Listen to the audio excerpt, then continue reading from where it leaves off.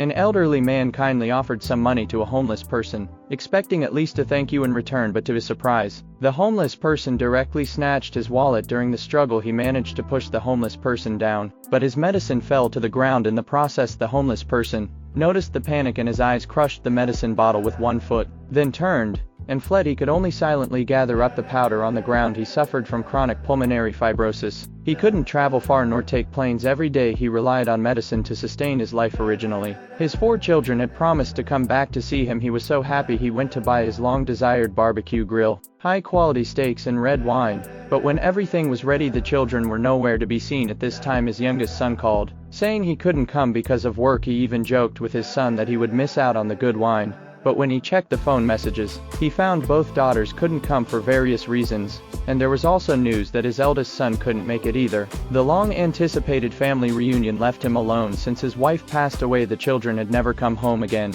Although the doctor told him that a long-distance trip might cost him his life at any time, he still packed his luggage and set off on a journey to find his children. When he arrived at his eldest son's apartment, he waited for a long time but got no response. Helplessly, he left a letter and was about to leave. On the way, he saw a painting by his son in a gallery. In a trance, he seemed to see his son as a child. The next day, he went to his eldest daughter's house. His eldest daughter was a corporate executive, married to a wealthy husband. In his eyes, his daughter was still the little kid in his memory, but his daughter looked surprised yet a little sad. Although the couple appeared affectionate in front of him, the tense atmosphere between his grandson and son-in-law at the dinner table made him feel something was wrong. Before leaving the next day, he wanted to take a family photo with his daughter as a memento, but the 3 of them looked very stiff in the picture. He asked his daughter, "Are you happy?" After getting an affirmative answer, he left a letter and departed. This time he went to the orchestra where his youngest son worked. He proudly pointed to the conductor on the poster, asked a passerby to take a photo of him as a souvenir. Then he dragged his suitcase into the venue,